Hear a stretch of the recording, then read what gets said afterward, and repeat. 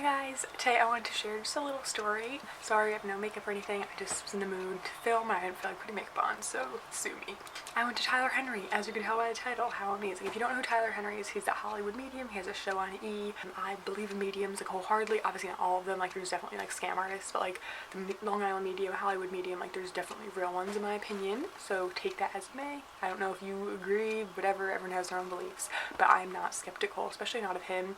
I feel like if you've watched the show, like you can't possibly not think he's legit. I still know people who definitely don't find him, like, are still skeptical and like, oh, he could have done research, but like there's things that he could not have known, and there's no way all those celebrities would sign on and like risk their like validity to support him and say they believe in him, you know, if he wasn't legit. I 100% believe him. My mom went to see Teresa Caputo, who is the Long Island medium, recently, and she had such a good experience. And then when I was looking up people who were at this place online, I realized, oh my god, Tyler Henry's gonna be there. My bucket list, my first thing is to see a medium. And now this obviously wasn't like a one-on-one meeting with him, it was like a show. You could sit in the audience and things, and so pretty much I wanted to kind of explain the situation.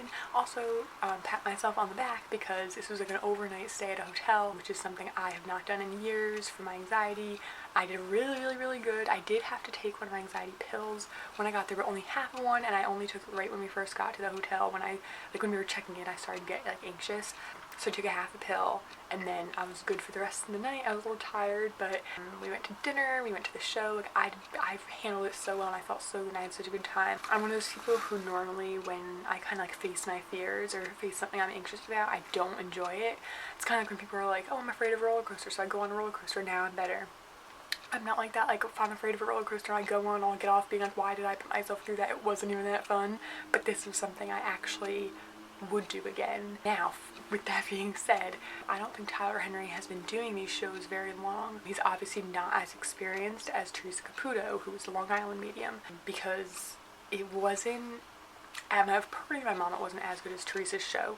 And I don't want to say it was bad, but it wasn't as shockingly accurate as he is on the show, but I do have a reason for that. So first of all, the show, the first half of it was him sharing life experiences, things he's learned from being a medium. I thought that was super interesting, and his mom was there and his boyfriend was there, and I just thought the whole thing was really cozy and nice, and he is so, I don't want to say relaxed, but like his personality is like really up my alley. So I laughed, like I thought he was really great.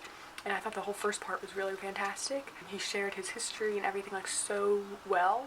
And then there was a part where everyone could write in like their seat number and put it in like a raffle, and if you get picked, there's like 5 people who can go up and ask him questions. But also along with that, like, he's just gonna go with the flow and like feel his, like what he's feeling, if he's getting pulled in a certain direction. So kind of what was happening was, because there were so many people, he said this was the biggest show he'd ever done, and I think because there were so many people, it was kind of mixing messages for him. For instance, when there was 5 people in the aisle waiting to ask him a question, he'd be reading the person up first, but really the person behind them would be like, oh no, that's for me, like what you're saying is true for me.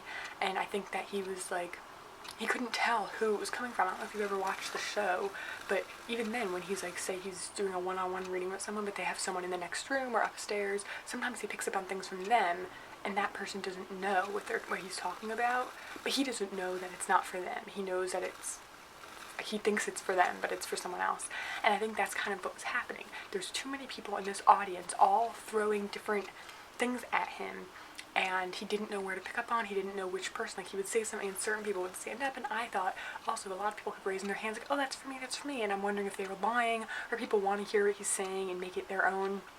And like, I thought it was pretty detailed, but like, people either knew what he was saying was for them and didn't want to like be public about it, or vice versa. People knew what he's saying wasn't for them, but like didn't want to disagree with him because it was public. And I kind of got that vibe. But there was one woman where he had a very specific story about how this person had passed away. The woman knew immediately it was for her. He even gave the man who died, he gave the man's best friend's name, which is a very odd name. I don't want to give particulars, but she was shocked. Like, you could see her face was shocked. I think that was the one he was being pulled from. Like, the entire time he was reading people, you could tell that he was not confused, but like being pulled in a million different directions. And he was so particular about this one woman, and a lot of people, like my sister, was saying like, oh, how do you know she wasn't planted? Like, because she was in shock. She was not an actress. Like, there's no way he could have known this person's best friend's nickname.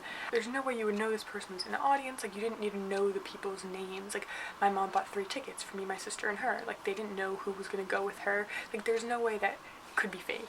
I just think that he's better one-on-one because he can kind of hone in on one person, what they want, like with their items they brought or something, and like really get a reading for them. But because there was like, oh my god, I don't know, 2,000-3,000 people there or something, how is he supposed to determine? Like, I don't think he has enough experience to kind of like determine. Everything was being thrown at him. He didn't know which direction. He'd be like, oh, I'm on this side of the room, like I'm getting pulled this way. But like, if you're like someone's right in front of you, he could have been reading the person behind them.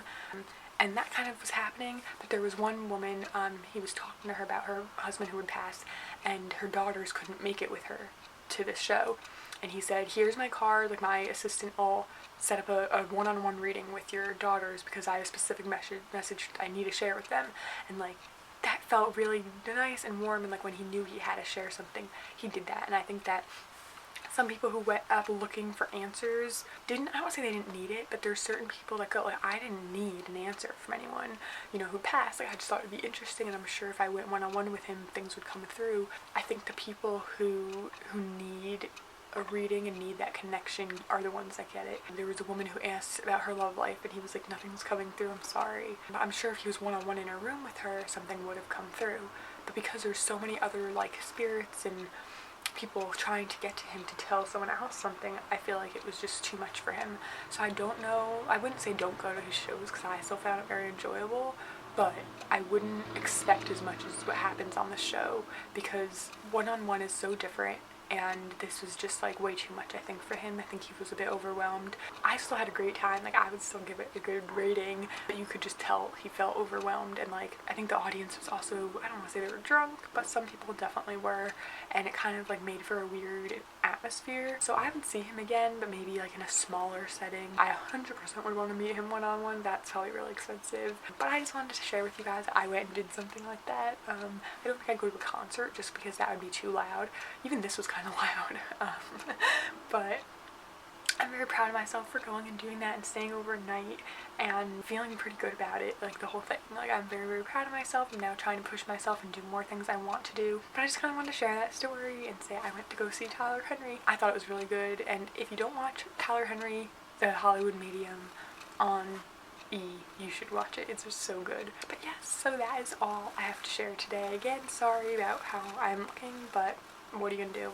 I hope you enjoyed this video. Let me know if you want to see Tyler Henry, if you've ever seen him, or a different medium, what you think about the whole situation. And I will see you guys soon. Bye!